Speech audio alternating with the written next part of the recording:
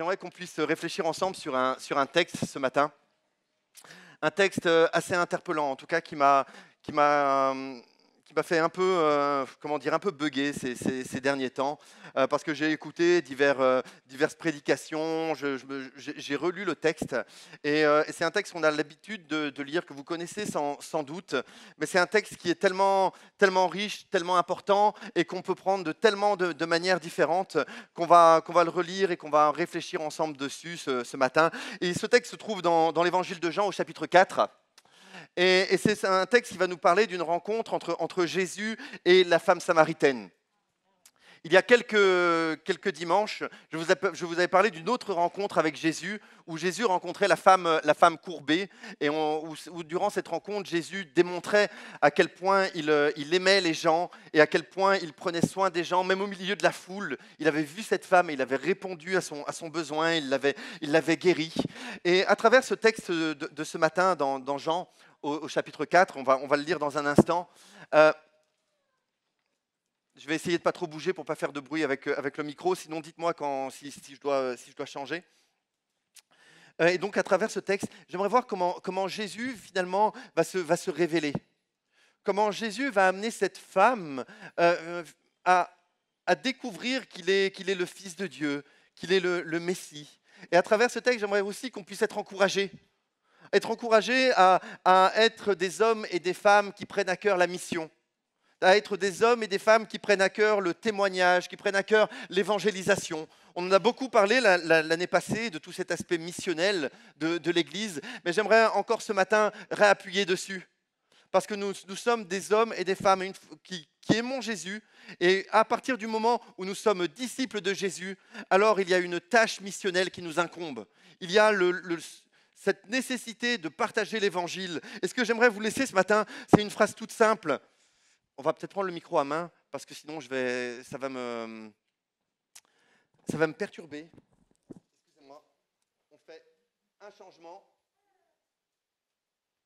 Je ne vais pas y arriver. Ok. Ben voilà, hop. On va essayer. Merci Mathieu. On va essayer de ne pas tout arracher. Est-ce que, voilà, comme ça c'est un petit peu plus simple et on n'aura pas le bruit.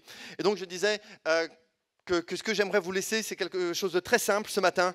C'est vous simplement qu'on puisse sortir de ce lieu en se rappelant que les champs sont blancs pour la moisson.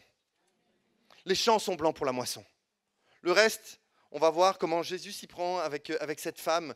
Et c'est une rencontre vraiment extraordinaire, mais que nous puissions ressortir de ce lieu en sachant que les champs sont blancs pour la moisson. Dans le texte que nous lisons, Jésus va se déplacer, il est au sud, il va monter au nord, et il va devoir traverser la Samarie. Et on commence à partir du verset 4, où il nous est dit « Il lui fallait donc traverser la Samarie. C'est ainsi qu'il arriva près d'une bourgade de Samarie nommée Sychar, non loin du champ que Jacob avait jadis donné à son fils Joseph. C'est là que se trouvait le puits de Jacob. Jésus, fatigué du voyage, s'assit au bord du puits. Il était environ midi. Une femme samaritaine vint pour puiser de l'eau.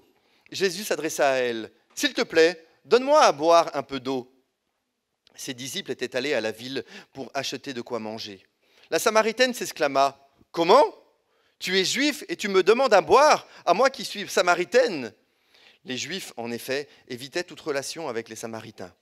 Jésus lui répondit. Si tu savais quel don Dieu veut te faire et qui est celui qui te demande à boire, c'est toi qui aurais demandé à boire et il t'aurait donné de l'eau vive. Mais maître, répondit la femme, non seulement tu n'as pas de seau, mais le puits est profond. D'où la tires-tu donc cette eau vive ? Tu ne vas pas te prétendre plus grand que notre ancêtre Jacob, auquel nous devons ce puits et qui a bu lui-même de son eau ainsi que ses enfants et ses troupeaux. Celui qui boit de cette eau, reprit Jésus, aura de nouveau soif. Mais celui qui boira de l'eau que je lui donnerai n'aura plus jamais soif. Bien plus, l'eau que je lui donnerai deviendra en lui une source intarissable qui jaillira jusque dans la vie éternelle. Maître, lui dit alors la femme, donne-moi de cette eau-là, pour que je n'ai plus soif et que je n'ai plus besoin de revenir puiser de l'eau ici. Va donc chercher ton mari, lui dit Jésus, et reviens ici. Je ne suis pas mariée, lui répondit-elle. Tu as raison de dire « je ne suis pas mariée ». En fait, tu l'as été 5 fois, et l'homme avec lequel tu vis actuellement n'est pas ton mari. c'est ce que tu as dit là est vrai. Maître, répondit la femme, je le vois, tu es un prophète. Dis-moi, qui a raison? Nos ancêtres ont adoré Jésus sur cette montagne-ci. Vous autres, vous affirmez que l'endroit où l'on doit adorer, c'est Jérusalem. Crois-moi, lui dit Jésus, l'heure vient où il ne sera plus question de cette montagne ni de Jérusalem pour adorer le Père. Vous adorez ce que vous ne connaissez pas. Nous adorons ce que nous connaissons, car le salut vient du peuple juif. Mais l'heure vient, elle est déjà là, où les vrais adorateurs adoreront le Père par l'Esprit et en vérité. Car le Père recherche des hommes qui l'adorent ainsi. Dieu est esprit, et il faut que ceux qui l'adorent adorent par l'Esprit et en vérité. La femme lui dit, je sais qu'un jour le Messie doit venir, celui qu'on appelle le Christ. Quand il sera venu, il nous expliquera tout. Je suis le Messie, moi qui te parle, lui dit Jésus.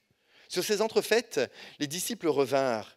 Ils furent très étonnés de voir Jésus parler avec une femme. Aucun d'eux, cependant, ne lui demanda « Que lui veux-tu » ou « Pourquoi parles-tu avec elle ?» Alors la femme laissa là sa cruche, se rendit à la ville, et la voilà qui se mit à dire autour d'elle « Venez voir un homme qui m'a dit tout ce que j'ai fait. » Et si c'était le Christ? Prions ensemble. Seigneur, merci pour ta parole de ce matin. Et je te prie, Seigneur, qu'elle puisse s'imprimer dans nos cœurs. Que nous puissions, à travers ce texte, Seigneur, comprendre quelle est ta volonté, comprendre où tu veux nous emmener, Seigneur. Comprendre aussi ce à quoi tu nous appelles. Seigneur, merci, parce qu'encore aujourd'hui, tu appelles comme tu as appelé cette Samaritaine. Et Seigneur, nous voulons comprendre cet exemple et comprendre cette parole ce matin. Dans le nom de Jésus. Amen. Amen. J'aimerais voir 3 choses avec vous ce matin à travers ce texte. La première des choses, c'est voir avec vous un petit peu quelle est l'attitude de cœur de Jésus. Quel est le cœur de Jésus dans cette situation? Et on va voir que Jésus va être confronté à divers problèmes, mais que pour lui, la nécessité de parler avec cette femme, la volonté de parler avec cette femme, l'urgence de parler avec cette femme va dépasser tous les problèmes qu'il pourrait y avoir. Ensuite, nous verrons comment Jésus va s'y prendre avec cette femme. Quelle méthode il va utiliser, comment il va parler à cette Samaritaine, comment il va s'y prendre pour l'amener à comprendre qu'il est le Messie. Et enfin, pour conclure, on verra en quoi ce texte est important et en quoi ce texte peut nous parler ce matin. Et en quoi aussi les champs sont blancs pour la moisson. La première des choses que je voudrais voir avec vous, c'est que Jésus est disponible. Il y a au début de ce texte que nous avons lu, simplement cette petite phrase qui dit « Or, il fallait qu'il traverse la Samarie ». Donc Jésus est au sud, il doit aller au nord, il veut retourner en Galilée et il doit traverser la Samarie. Or, le problème, et c'est un problème que les religieux juifs avaient, c'est qu'il y avait une forte opposition entre les Juifs et les Samaritains. Ils ne se côtoyaient pas, ils ne s'aimaient pas. C'était une opposition, les uns disaient aux autres qu'ils étaient idolâtres et qu'eux avaient la vraie religion et les autres contestaient cela. Et donc il y avait une forte opposition entre les Juifs et les Samaritains, à tel point que les religieux juifs, les pharisiens, ceux qui voulaient suivre scrupuleusement la loi, ceux qui étaient ultra religieux, ils faisaient un détour. Au lieu de passer et de traverser la Samarie, il faisait un détour, il passait par la côte pour ne pas côtoyer des Samaritains. Parce qu'ils pensaient presque que côtoyer un Samaritain, ça allait les rendre impurs. Que côtoyer un Samaritain, ça allait être pour eux comme un péché presque. Et pourtant, notre texte, il dit « Or, il fallait qu'il traverse la Samarie ». Je crois que s'il fallait qu'il traverse la Samarie, c'est parce que Jésus avait un rendez-vous. Il avait un rendez-vous avec cette femme. Il avait un rendez-vous avec cette femme samaritaine. Il s'attendait à la rencontrer dans ce puits. Il avait cette volonté, il avait cette nécessité intérieure d'aller vers cette femme et de la rencontrer en Samarie. Et la rencontre a lieu. Alors on voit ce n'est pas les rencontres dans les meilleures conditions. Imaginez un petit peu, Jésus a marché depuis longtemps, il est fatigué, il est midi, et il a faim. Et il a faim. Je ne sais pas vous, mais moi, personnellement, quand je suis fatigué et quand j'ai faim, il peut m'arriver d'être de mauvaise humeur. Bon, peut-être pas vous, mais en tout cas, ça peut arriver. Et Jésus est là. Et Jésus va quand même prendre le temps de parler avec cette femme. Je crois qu'il y a un moment, on doit aussi réfléchir de nouveau à notre comportement et à notre vision de la mission. Si notre vision de la mission, c'est simplement ce qui se passe quand il y a des équipes qui partent au Togo, c'est une vision tronquée de la mission. Quand la vision de la mission, c'est simplement de dire c'est quand l'Église organise des réunions d'évangélisation, on a un problème avec la mission. La mission, c'est nous. Quelqu'un disait un jour, la mission existe là où l'adoration n'existe pas. Ça veut dire que pour tous ceux qui ne connaissent pas Jésus, alors c'est un chant missionnaire. Alors c'est un appel missionnaire pour chacun d'entre nous. Et le matin, on devrait se dire, voilà, je suis missionnaire. Dans mon travail, dans ma famille, dans mes loisirs, dans mon voisinage, dans le tram, dans le bus. Simplement changer notre manière de réfléchir, changer notre manière de voir les choses et se dire aujourd'hui, il y a un rendez-vous. Aujourd'hui, Dieu peut me donner des rendez-vous pour que je puisse témoigner à quelqu'un. Aujourd'hui, Dieu peut me permettre d'avoir une conversation qui va changer la vie d'une personne. Et il y a une question de disponibilité. Alors bien sûr, on pourrait dire, oui, mais je suis fatigué. Il est midi, j'ai faim, j'ai pas le temps de parler avec cette personne, j'ai pas le temps j'ai pas le temps de prendre le temps, finalement. Et c'est vrai que nous avons tous des agendas chargés, et c'est vrai que nous avons tous beaucoup de choses à faire, et que nos journées sont rapides, et que nos journées ont 24 heures, et qu'à la fin de journée, très souvent, on se dit cette journée est encore passée vite. Mais il y a la réalité que Dieu veut nous donner des rendez-vous. Et que soit nous voyons notre problème et notre situation, soit nous voyons l'opportunité. Et pour Jésus, l'opportunité est toujours plus grande que le problème. L'opportunité est toujours plus grande que le problème. Parce que si nous ne prenons pas le temps, alors c'est des occasions qui passent. En réfléchissant, parfois je me dis, mais là j'ai laissé passer des occasions. J'ai laissé passer des occasions de parler. J'ai laissé passer des occasions de témoigner. J'ai laissé passer des occasions de dire qui est Jésus. Et je ne dis pas ça pour que nous soyons accablés par par la culpabilité, mais aussi simplement pour que nous puissions réfléchir ensemble. Mais qu'est-ce que la mission ? Et la mission, il y aura des problèmes.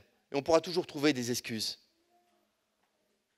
Mais l'opportunité doit toujours, pour nous, être plus grande que les problèmes éventuels, que notre situation éventuelle. Jésus était fatigué. Il a dit qu'il avait faim. Et c'est assez intéressant parce que quand vous lisez la suite, quand les disciples reviennent et lui disent de manger, ils disent « Oui, mais ma nourriture, c'est de faire la volonté du Père. » Faire la volonté du Père, c'est le meilleur régime. Parce qu'une fois que vous faites ça, vous n'avez plus faim. Voilà, enfin, on se comprend. Hein. On se comprend, d'accord. Ok. Il y a cette disponibilité de cœur de Jésus envers cette femme. Ensuite, il y a cet amour inconditionnel. Par exemple, quand la conversation s'engage, Jésus parle avec cette femme et la femme lui répond « Je n'ai pas de mari ». Jésus lui dit « Tu as bien fait de dire « Je n'ai pas de mari », car tu as eu 5 maris et l'homme que tu as maintenant n'est pas ton mari. En cela, tu as dit la vérité. » Mokon, il y a un des chants qu'on a chanté qui dit « Mais il n'y a aucune hésitation dans ton amour. » Réfléchissez simplement, il n'y a aucune hésitation dans l'amour de Jésus, c'est inconditionnel. Replaçons-nous un petit peu dans le contexte. Bien sûr, Jésus est fatigué, il est midi, il a faim, ça c'est d'un côté. Mais de l'autre côté, il y a cette femme qui arrive.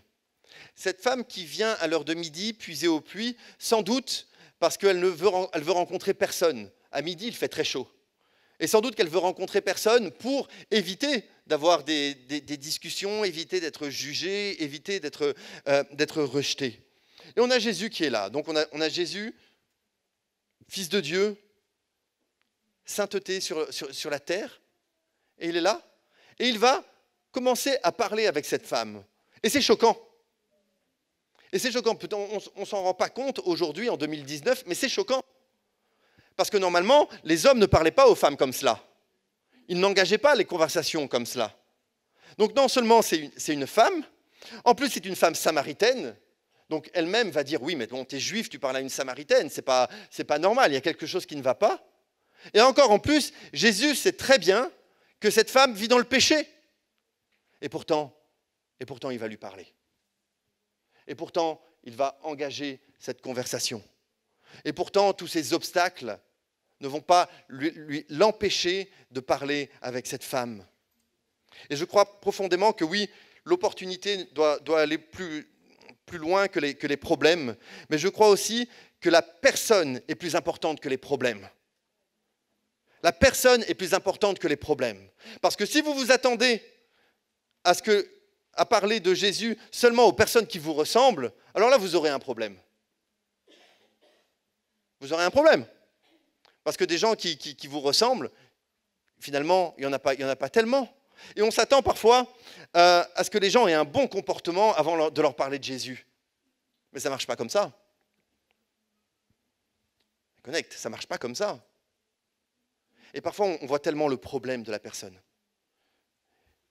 Ici, c'était une femme samaritaine, c'était une femme qui vivait dans le péché, et Jésus est allé lui parler. Alors que nous, parfois, on s'arrête, et volontairement ou involontairement, on a des a priori. Et on se dit, mais cette personne-là, elle n'acceptera jamais Jésus. Inutile de lui parler. Inutile de lui parler parce que oh là là, cette personne, elle a un problème d'alcool, ou elle a un problème de tabac, ou elle a une vie sexuelle dissolue, ou alors elle est riche, ou alors il est pauvre, elle a une addiction, ou quoi que ce soit. Et on peut se trouver plein d'excuses. Mais la personne sera toujours plus importante que le problème. Et c'est ça, je crois qu'il faut nous rappeler. Ça veut dire que même ton voisin qui t'ennuie, il a besoin d'entendre parler de Jésus. Que même la personne que tu vas croiser, peut-être qui te demande de l'argent, gare du midi, toutes les fois que tu passes, besoin d'entendre de Jésus. Même la personne qui tous les soirs boit et maltraite ses enfants, elle a besoin d'entendre parler de Jésus. À un moment, si on regarde le problème avant la personne, alors nous nous taisons. Mais si nous voyons qu'il y a une personne que Jésus aime, une personne pour qui Jésus a des projets, une personne pour qui Jésus, brûle d'amour, alors ça change notre vision. Alors ça change notre manière de faire. Et alors nous pouvons commencer à parler.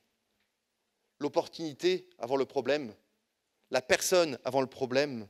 Et ce qui est très intéressant, dans la réponse de cette femme, je ne sais pas si vous l'avez vu, quand Jésus commence à entamer la conversation, cette femme va lui répondre, et la réponse est quand même un peu brutale. Il y a un peu de rejet dans ce qu'elle dit. Elle dit, Seigneur, lui dit la femme, tu n'as rien pour puiser, et le puits est profond. D'où aurais-tu cette eau vive ? Es-tu, toi, plus grand que notre ancêtre Jacob, qui nous a donné ce puits et qui a bu de son eau, lui-même, ses fils et son troupeau ? C'est ce qu'on voit au verset 11 et 12. Et donc la femme, ici, a une sorte de réflexe d'autodéfense.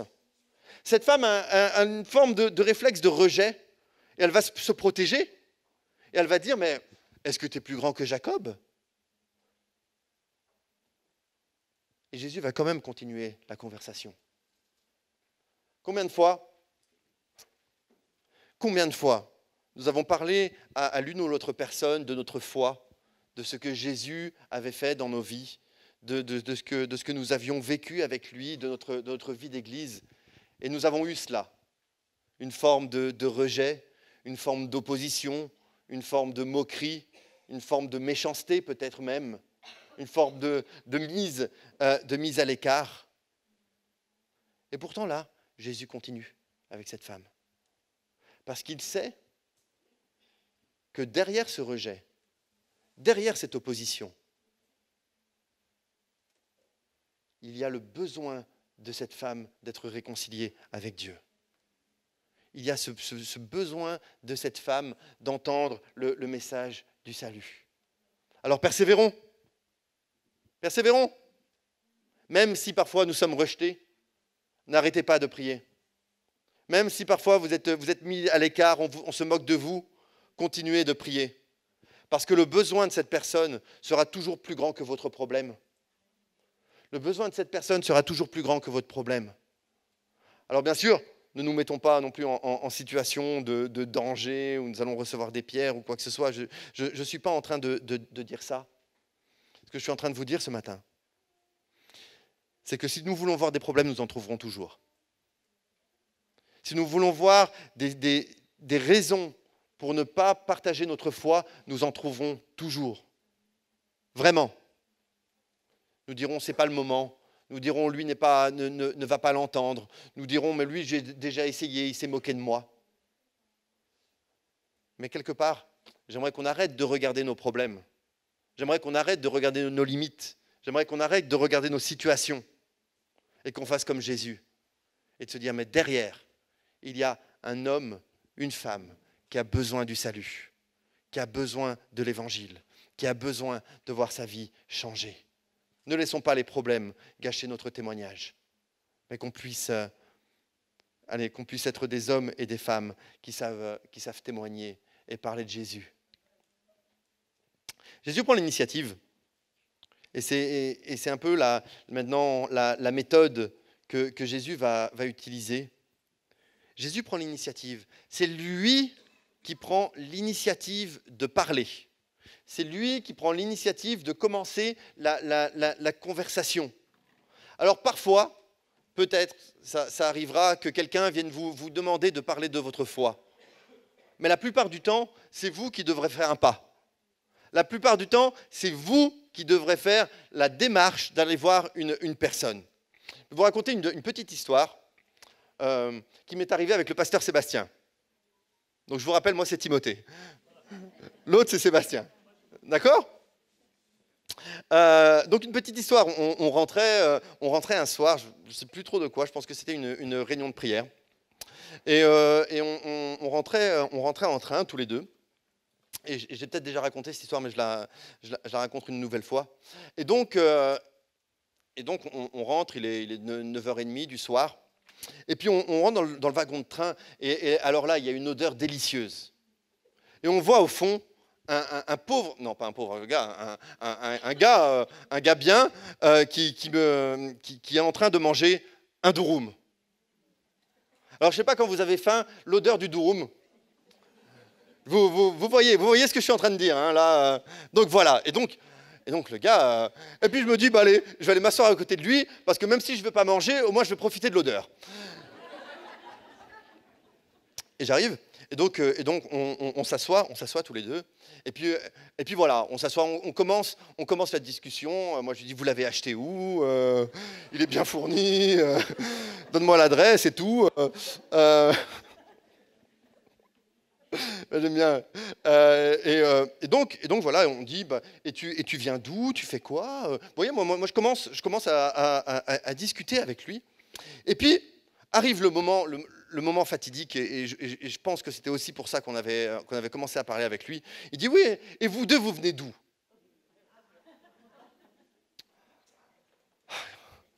Alors je dis, bah, crois-moi si tu veux, mais on est pasteur et on vient de l'église. Et alors là, il y a quelque chose qui s'est passé. Vraiment. Il y a une lumière qui s'est allumée, et il s'est dit, ah, bah ça m'intéresse. Alors on a commencé à discuter. Et donc c'était sur le trajet de train, donc ça a duré un quart d'heure, donc c'est pas énorme. Et on a quand même pu lui parler. On a quand même pu lui expliquer ce qu'était la grâce de Dieu. Vraiment. Et on me rappelle très bien avoir dit, mais voilà, tu peux avoir une relation avec Jésus, les choses comme ça. On lui a même laissé notre carte. Alors bien sûr, il est jamais revenu, bien sûr, il ne nous a jamais recontactés. Mais à un moment, il faut prendre l'initiative. Même un durum. Sérieusement, même un durum peut vous conduire à parler de l'évangile. Même un durum. Alors soyez un peu, je ne sais pas, que ce soit le durum, que ce soit les enfants, que ce soit le match de foot, que ce soit la politique, que ce soit la pluie, que ce soit le beau temps, que ce soit votre travail ou quoi que ce soit. il y a des moyens d'engager une conversation pour annoncer l'Évangile. C'est pour ça aussi qu'en tant qu'Église Connect, nous voulons vraiment mettre beaucoup d'importance sur nos groupes de maison. Parce que nous avons certains groupes de maison qui se retrouvent une semaine sur deux à différents endroits de la ville ou de la région. Et on pense que ces groupes sont très importants. Ils sont très importants évidemment pour la communion fraternelle, ils sont très importants pour la prière, ça c'est évident, mais on pense aussi que c'est un lieu où c'est facile d'inviter nos amis, où c'est facile d'inviter vos connaissances. Et je vous encourage à non seulement faire partie d'un groupe de maison, mais que ce soit un lieu d'invitation. C'est pas toujours facile d'inviter quelqu'un le dimanche matin. Il faut se lever tôt, on arrive dans un lieu inconnu. Imaginez, pour une personne qui vient pour la première fois, ça peut être assez intimidant de se retrouver au milieu de 200 personnes. Vous comprenez cela? Alors que si vous l'invitez pour lui dire, mais viens prendre un café avec nous, viens prendre un gâteau, un biscuit. Et je sais que dans certains groupes de maison, je pense dans tous, les biscuits sont très bons. Donc joignez un groupe de maison. Mais venez, viens discuter avec nous dans une ambiance conviviale. Et je crois que c'est important. C'est important, moi je vous encourage. Alors bien sûr, il y a des situations qui ne le permettent pas, des situations familiales, de distance. Ça, je suis pas en train de dire autre chose. Voilà. Mais je vous encourage à aller dans les groupes de maison, et même s'il faut en ouvrir d'autres, on peut en ouvrir d'autres. Il y a cette réalité qui est tellement importante. C'est pour ça aussi que, et là je prêche un peu pour moi, mais pour ma chapelle, on va dire, qu'on veut mettre l'accent sur nos activités de jeunesse aussi. Parce que c'est important. C'est important de venir et que ce soit un lieu où tout le monde se sente bien, que les habitués, comme les gens qui sont là pour la première fois, puissent venir et se sentir bien. En plus, on fait des choses super marrantes. Donc venez. Je ne vous raconterai pas toutes nos histoires parce que ça doit rester un petit peu entre nous, mais venez. Et je crois qu'il y a l'initiative. Et l'initiative dans l'invitation, elle est pour nous. L'initiative de dire, allez, viens, simplement. Et peut-être que ça passera par une invitation à l'église, dans un groupe de maison. Peut-être que ça passera simplement par une invitation chez vous pour avoir une discussion. Mais il y a une initiative à prendre. Prenons des initiatives. Sérieusement. Invitons. Parlons de Jésus. Parlons de ce que Jésus a fait pour nous. C'est Jésus qui lui dit. C'est Jésus qui prend l'initiative.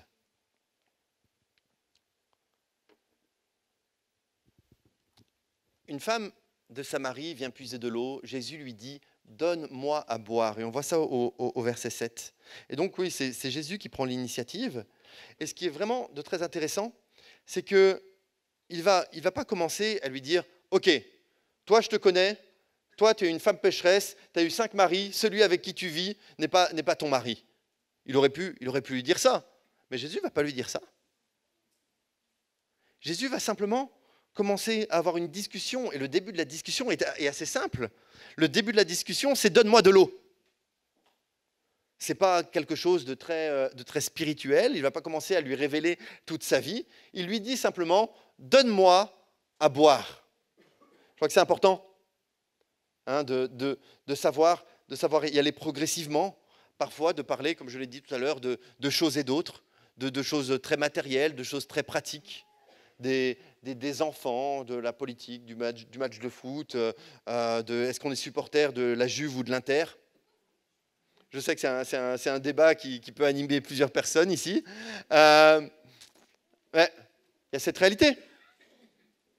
Il y a cette réalité de Jésus qui sait rejoindre les gens là où ils sont, qui sait rejoindre les gens dans ce qu'ils sont. Et il va du matériel au plus spirituel. Et j'aime beaucoup encore la délicatesse de Jésus. Jésus, ça connaissait très bien la situation. Et il va lui dire, mais va chercher ton mari. Et la femme lui répond, mais je n'ai pas de mari. Tu as bien fait de dire je n'ai pas de mari, car tu as eu 5 maris, et l'homme que tu as maintenant n'est pas ton mari. En cela, tu as dit la vérité.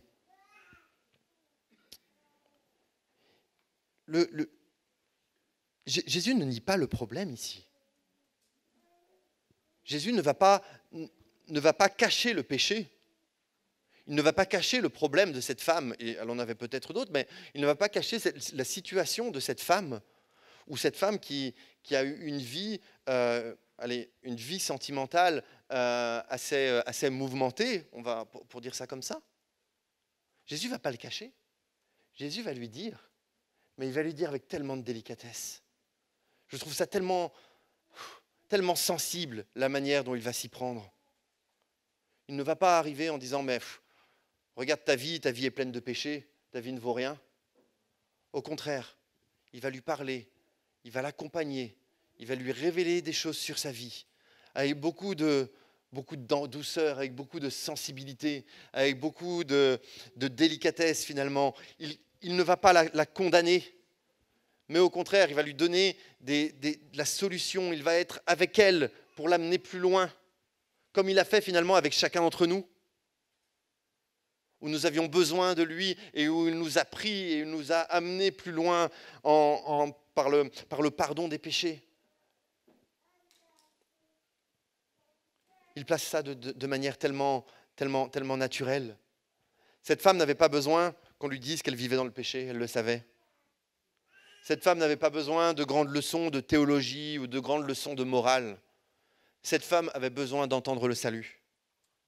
Cette femme avait besoin de se rendre compte qu'elle avait rencontré le Messie. Cette femme avait besoin de cette eau vive dont Jésus va lui parler. L'évangile, c'est simple. Vous savez, parfois on essaye d'être un peu compliqué, mais l'évangile, c'est simple. Car Dieu a tant aimé le monde qu'il est venu...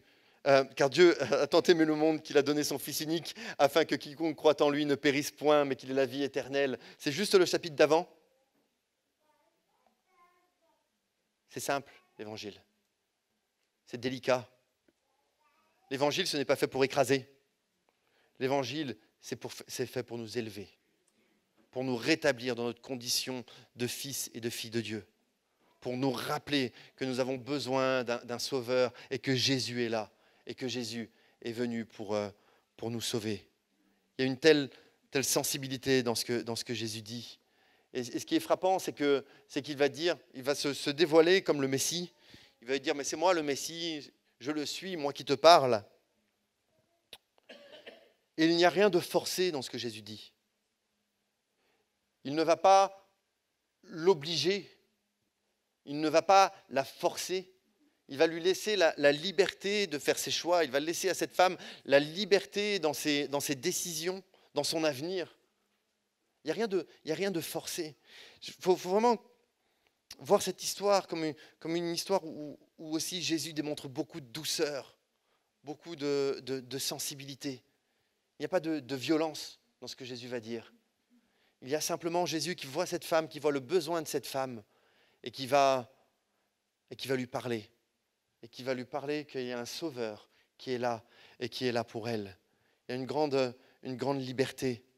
Et enfin, je suis frappé par l'impact. Dans les versets suivants que nous n'avons pas lus, il est dit alors la femme laissa sa cruche, s'en alla dans la ville et dit aux habitants, venez voir un homme qui m'a dit tout ce que j'ai fait. Ne serait-il pas le Messie? Ils sortirent de la ville et vinrent vers lui. Il y a un impact. Quand on lit la suite de ce chapitre de l'évangile de Jean, on va voir que beaucoup vont s'attacher au Seigneur. On va voir que beaucoup vont suivre Jésus. On va voir que le témoignage de cette femme va avoir un impact. Alors s'il vous plaît, évitons les mauvaises excuses. Peut-être que ce matin, vous vous dites, mais moi, je ne sais pas quoi dire, moi, je ne suis pas apte à témoigner, moi, je ne suis pas assez bien pour témoigner, je ne suis pas assez loin avec Jésus pour témoigner, pour parler de Jésus à d'autres personnes. On a une femme qui a rencontré Jésus depuis 10 minutes, allez, un quart d'heure, bon, le temps n'est pas donné, mais sans doute pas pendant longtemps. Cette femme connaît Jésus depuis un instant. Et ce qu'elle va faire, elle va aller voir, malgré sa honte, malgré son rejet, parce que c'est une femme, tout le monde la connaît dans la ville, hein. Tout le monde la connaît, et tout le monde doit la pointer du doigt. Tout le monde doit dire, mais cette femme, c'est une femme pécheresse. Elle a eu 5 maris, et l'homme avec qui elle vit n'est plus son mari. Et on la pointe du doigt. Et on la pointe du doigt, malgré tout. Elle y va et elle dit, mais cet homme m'a dit tout ce que j'avais fait, tout ce que j'ai fait. Ne serait-il pas le Messie? Elle le connaît depuis combien de temps? Mais elle a eu réellement fait cette expérience, elle a eu sa vie changée, elle a fait cette expérience avec Jésus. Et ça la pousse à partager ce qu'elle a reçu. Ça la pousse à partager ce qu'elle a reçu. Arrêtons. Arrêtons de nous sentir indignes ou pas assez bien ou quoi que ce soit. Si tu as des problèmes, mets ta vie en ordre avec Jésus. Et c'est clair, et il est toujours prêt à t'accueillir quoi que tu aies fait. Mais une fois que tu as connu Jésus, alors tu es tout à fait apte à témoigner de ce qu'il a fait dans ta vie. Pas de la théologie, pas des grands concepts, mais simplement dire « Jésus m'a sauvé ». Est-ce qu'il ne serait pas le Messie? Nous pouvons dire oui, c'est le Messie. C'est le Fils de Dieu qui est venu sur terre. Cette femme va avoir un impact incroyable, non seulement pour ceux qui l'entourent, mais aussi dans toute la région de la Samarie. 4 choses que j'aimerais vous laisser ce matin comme conclusion. Et 4 choses qui, je crois, sont tellement importantes pour notre témoignage au quotidien. La première chose, c'est l'universalité. C'est-à-dire que quoi que tu aies fait, qui que tu sois, quel que soit ton passé, quelle que soit ton histoire, quelle que soit ton origine, le salut est pour toi. Alors, arrêtons maintenant. Arrêtons de mettre des barrières parce qu'en disant, ben voilà, cette femme, c'est une femme voilée, jamais elle acceptera le salut. Le salut, c'est pour ceux qui ont d'autres religions. Le salut, c'est pour ceux qui ont d'autres modes de vie, d'autres opinions politiques, d'autres orientations sexuelles, d'autres âges que nous, d'autres richesses que nous. Le salut, il est pour tous les hommes. Le salut, il est pour tous les hommes. Et une fois que l'on part de cela, alors nous pouvons commencer à être des missionnaires. Alors on peut commencer à se dire, ben voilà, le Seigneur va me donner des rendez-vous. Des rendez-vous avec l'un ou l'autre, des rendez-vous où je pourrais témoigner de ma foi, des rendez-vous où je pourrais annoncer l'évangile, les rendez-vous où je pourrais finalement devenir ce que Dieu m'appelle à être. Il y a cette universalité, le salut est pour tous. Donc dès que tu vas sortir de cette pièce, le salut, il sera pour ceux qui t'entourent. Dès que tu rentreras chez toi, dans la maison d'à côté, le salut, il est pour tes voisins. Dès que tu iras travailler demain dans le bureau d'à côté, le salut, il est pour ton collègue. Dès que tu iras jouer au foot, le salut, il est pour ton gardien de but. Le salut, il est pour tous les hommes. Et une fois que nous comprenons cela, alors notre vision de la mission change. Et nous devenons l'un et l'autre des missionnaires où le Seigneur nous a placés. Il y a la priorité. Je crois que c'est important. Parfois, nous le délaissons parce que nous sommes tellement occupés. Et nos journées sont occupées. Parfois, je regarde mon agenda et je commence à avoir peur. Donc, je ferme vite mon agenda. Mais ça n'empêche pas que les rendez-vous sont quand même là et que les activités sont quand même là. Et je pense qu'on est pour la plupart d'entre nous comme ça, quelle que soit notre situation. Mais il y a un moment, j'aimerais simplement qu'on fasse cette prière. Cette prière de dire, Seigneur, donne-moi des rendez-vous divins, des connexions divines, que je puisse témoigner à au moins une personne aujourd'hui. Et ce n'est pas une question qu'on soit jeune, qu'on soit vieux, qu'on soit quoi que ce soit, une occasion de témoigner de qui tu es aujourd'hui, à sa priorité. Il y a une urgence aussi. Il y a une urgence parce que les temps sont courts. Les temps sont courts. Vraiment. On ne sait pas ce qui va se passer demain. Les temps s'accélèrent même. Et on se rapproche jour après jour du retour de notre Seigneur. Alors que le plus grand nombre entende. Vraiment. Que le plus grand nombre entende. Et enfin, la préparation. Comme je vous l'ai dit, et comme Jésus va dire à ses disciples, quelque temps après, il va leur dire au verset 35, « Vous dites en ce moment, encore 4 mois et c'est la moisson, n'est-ce pas ? Eh bien moi je vous dis Ouvrez vos yeux et regardez les champs. Déjà les épis sont blonds, prêts à être moissonnés. Ouvrez les yeux. La personne à qui tu vas parler, Jésus l'a préparée. La personne à qui tu vas témoigner, Jésus l'a préparée. Alors bien sûr, ça peut prendre du temps. Alors bien sûr, parfois nous semons et c'est quelqu'un d'autre qui moissonne. Alors bien sûr, c'est un travail ingrat. Alors, et toutes ces choses, on les connaît. Mais connecte. Ce matin, rappelons-nous que les champs sont blancs pour la moisson. Les champs sont prêts à être moissonnés. Et ce n'est pas mon travail uniquement, ce n'est pas le travail de pasteur ou de responsable ou quoi que ce soit, c'est ton travail. Il y a quelqu'un qui m'a dit un jour, je ne me rappelle plus qui, donc si c'est vous, merci de venir me le dire à la fin. Un jour, qui m'a dit, oui, mais il faut faire attention, on ne peut pas trop évangéliser parce qu'après, on n'aura plus de place à l'église.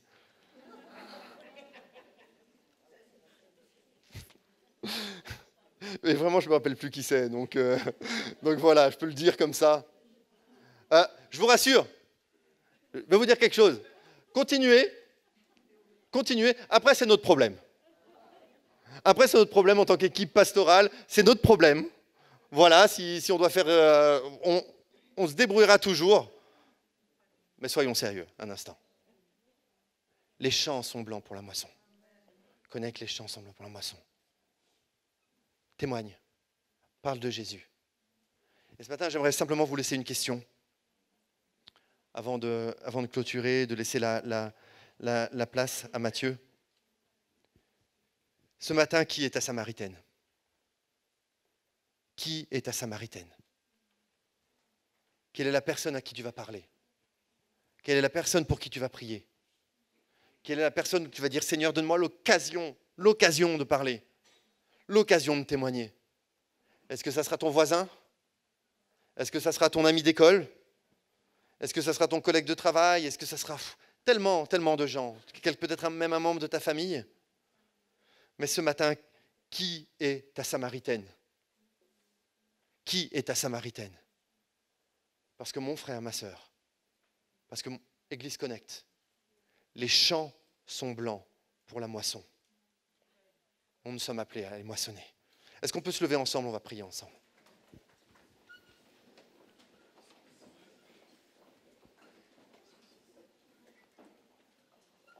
Oui, merci. Jésus. J'aimerais simplement on va prier ensemble, mais que vous, durant ce temps de prière, vous preniez une personne à cœur. Que vous disiez, mais Seigneur, donne-moi l'occasion de parler avec cette personne. Et vous connaissez, c'est vous qui choisissez. Mais j'aimerais tellement que chacun d'entre nous puisse se considérer comme des missionnaires là où le Seigneur nous a placés. Et que nous puissions, comme Jésus dit à ses disciples, ouvrir les yeux et voir que les champs sont blancs. Ouvre-nous les yeux, Seigneur. Ouvre-nous les yeux. Seigneur Jésus, je te prie ce matin, pour chacun d'entre nous, tu nous connais, tu sais là où tu nous as placés, tu sais ce que nous vivons, Seigneur, tu connais nos difficultés, tu connais nos problèmes, tu connais nos luttes. Mais Seigneur, je te prie que tu ouvres nos yeux. Que tu ouvres nos yeux, Seigneur. Et que tu nous donnes des occasions de partager, des occasions de dire ce que tu as fait dans nos vies d'une manière simple. Pas besoin, Seigneur, de diplôme de théologie, pas besoin d'années d'études bibliques, mais simplement dire ce que tu as fait dans nos vies, parce que tu as changé nos vies, Seigneur. Nous aimons le chanter, nous aimons le dire, nous aimons le proclamer, que tu es celui qui a changé nos vies, que tu changes nos vies encore. Mais Seigneur, aide-nous de le vivre dans le témoignage aussi, Seigneur. Seigneur, nous croyons que les champs sont blancs. Nous croyons que tu prépares les cœurs des personnes à qui tu veux que nous parlions. Mais Seigneur, ne nous laisse pas passer cette semaine sans que nous ayons l'occasion de parler.